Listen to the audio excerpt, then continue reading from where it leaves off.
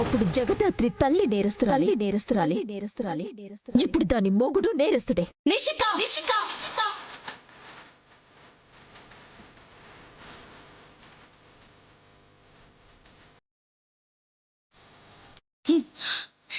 నిజాలు తెలుసుకోకుండా మాట్లాడకు. ఏం తెలియాలి చెప్పు. ఆ రోజు ఈ రోజు ప్రపంచమే మీ బతుకు గురించి చెప్తోంది కదా. నిషి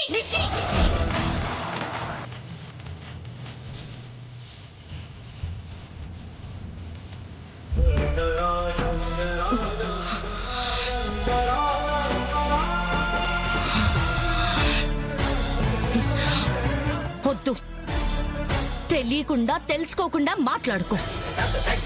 ఆ రోజు ఈ రోజు ఎవరికి తోచింది వాళ్ళు నిజమని నమ్మి మాత్రమే మాట్లాడారు. అసలేం జరిగిందో ఎవ్వరికీ తెలీదు. పోనీ నీకు తెలుసా చెప్పు. నీకు తెలుసా? తెలిస్తే నిరూపించగలవా?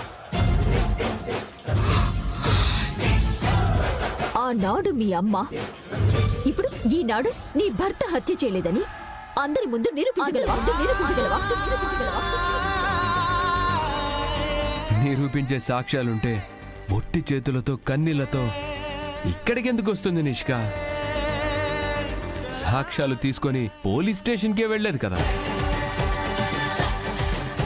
ఒక ఆడపిల్లగా భర్త ఇలా వేరే ఆడదాంతో అక్రమ సంబంధం పెట్టుకున్నాడని తెలుసుకోవడం నీకు ఎంత బాధగా ఉంటుందో అర్థం చేసుకోగలను జగదాత్రి. కానీ ఇదే నిజం సిస్టరు. బామర్ది మన మధ్యనే ఉంటూ ఎవరికీ తెలియకుండా బానే నడిపించాడు. నటనన్నయ్యా, నటించటం వీళ్ళిద్దరికి కొత్తవి కాదు కదా. కాకపోతే ఎప్పుడు ఇద్దరూ కలిసి నటించి అందర్నీ పిచ్చోళ్ళని చేస్తుంటే ఈసారి కేదార్ ఒక్కడే దీని దగ్గర నటించి దీని పిచ్చిదాన్ని చేశాడు. వెంకన్న స్వామి, నువ్వు ఉండావయ్యా. అందుకే ఎప్పుడు ఏడిపించే ఈ అమ్మిని ఏడిపిస్తా ఉండావు. ఏంటి జగదాత్రి, వినడానికి కష్టంగా ఉందా? మాకు అనడానికి బాధగానే ఉంది. కానీ మేము అననంత మాత్రాన అది అబద్ధం అయిపోదు కదా.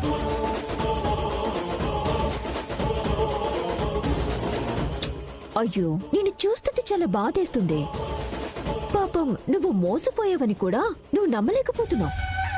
అందరూ ఆపుతారా? సాటి మనిషి కష్టంలో కన్నీళ్లు తుడవాల్సింది పోయి ఇలా తూటాలాంటి మాటలతో ఇంకా గాయపరచడం చాలా తప్పు.